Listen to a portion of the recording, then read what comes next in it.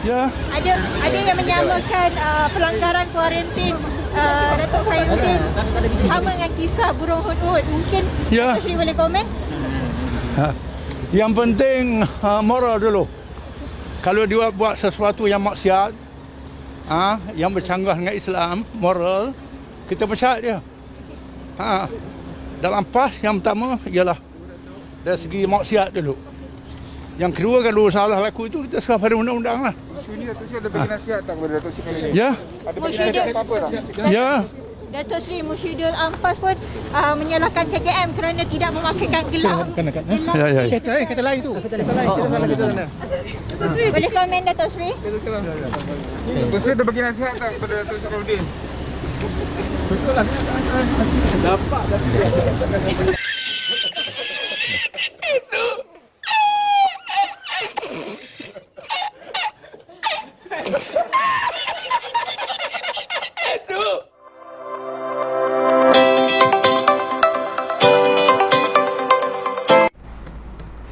Assalamualaikum warahmatullahi wabarakatuh. Salam sejahtera dan salam kemerdekaan negara yang ke-63 tahun.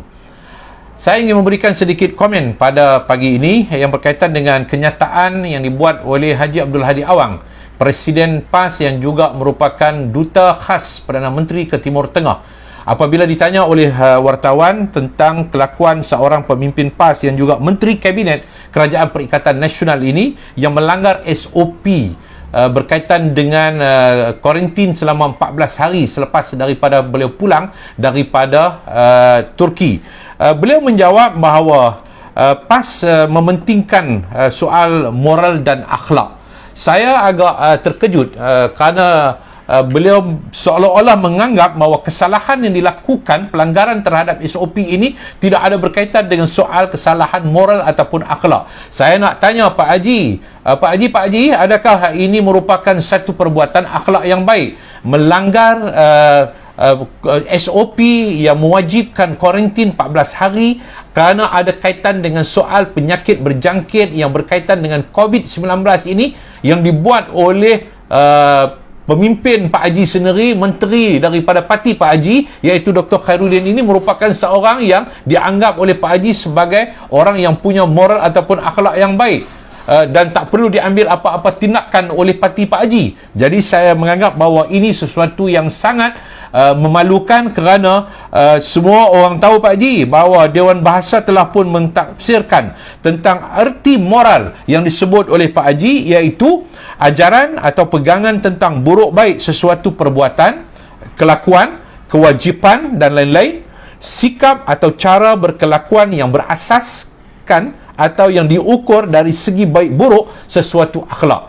Saya menganggap bahawa kenyataan Pak Haji itu seolah-olahnya mendorong untuk semua orang melanggar SOP COVID-19 ini, dan ini akan memberikan kesan yang lebih buruk kepada masalah usaha kita untuk membendung ataupun memutuskan rantaian COVID-19 ini. Dan ini kenyataan Pak Haji ini bagi saya merupakan kenyataan yang telah pun menyebabkan tindakan yang dibuat oleh Kementerian Kesihatan, pasukan Barisan Hadapan kita, sia-sia, seolah-olahnya begitu. Kerana bagi Pak Haji, langgarlah, kerana ini bukan satu kesalahan yang dianggap sebagai sesuatu yang tidak bermoral ataupun tidak berakhlak. Jadi bagi saya anggap bahawa kenyataan Pak Haji ini satu kenyataan yang sangat memalukan. Bukan sahaja memalukan parti Pak Haji, tetapi memalukan institusi para ulama, institusi Islam dalam negara kita, seolah-olahnya menganggap bahawa perbuatan melanggar SOP ini satu kesalahan biasa yang tidak ada berkaitan dengan akhlak ataupun moral yang tidak baik. Sedangkan apa yang dilakukan oleh Datuk Dr. Khairuddin itu sesuatu perbuatan yang sangat menyimpang daripada akhlak mulia yang diajar oleh Nabi SAW. Bibir Pak Haji sentiasa dengan ayat Al-Quran dan sunnah Nabi SAW, tapi malang bibir Pak Haji kali ini nampak terlalu menyimpang daripada apa yang diungkap sebelum-sebelum ini.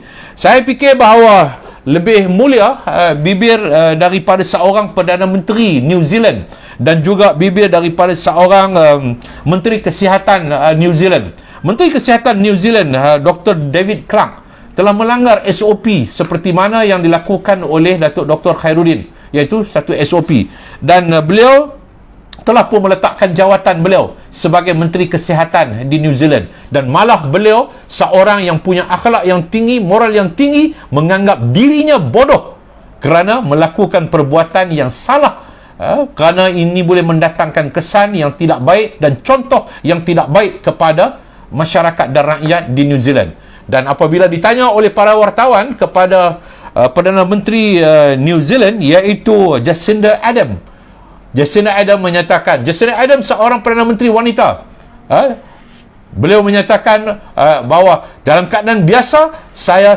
sudah pasti akan memecat menteri saya ini, iaitu Dr. David Clark, tetapi oleh kerana Dr. David Clark lebih dahulu meletakkan jawatan, maka beliau menerima peletakan jawatan tersebut. Ini bagi saya orang yang bukan Islam, orang yang tidak pun bibir mereka dibasahi dengan Al-Quran dan sunnah Nabi SAW, mereka tahu bahawa perbuatan mereka tidak berakhlak, berbanding dengan Pak Haji yang sentiasa bibir dibasahi dengan Al-Quran dan sunnah Nabi SAW. Jadi saya harap Pak Haji jangan lagi memesongkan pemikiran masyarakat untuk menghalalkan apa saja tindakan yang dilakukan oleh pemimpin-pemimpin PAS ini, semuanya akan diwajahkan dengan wajah Islami. Kononnya ini seperti mana peristiwa burung hud-hud, dan hari ini Pak Haji pula menganggap bahawa ini bukan satu kesalahan moral dan tidak ada kaitan dengan soal moral ataupun akhlak seseorang pemimpin. Pemimpin, apatah lagi sebagai orang Islam, Pak Haji, saya nak menyebut bahawa sepatutnya menjadi contoh suri tauladan yang baik kepada masyarakat seluruhnya. Jadi saya harap kepada Perdana Menteri untuk mengambil tindakan yang tegas, kerana Perdana Menteri yang melantik menteri dan melantik duta khas, kenyataan-kenyataan ini satu kenyataan yang memalukan, kecuali kepada Yang Amat Berhormat Perdana Menteri juga, kalau Yang Amat Berhormat sendiri pun merupakan seorang yang tidak punya akhlak, tidak punya moral yang tinggi, lalu kekallah kerajaan ini kerajaan yang tidak akhlak, yang tidak berakhlak, dan kerajaan yang tidak bermoral. Jumpa lagi. Assalamualaikum warahmatullahi wabarakatuh.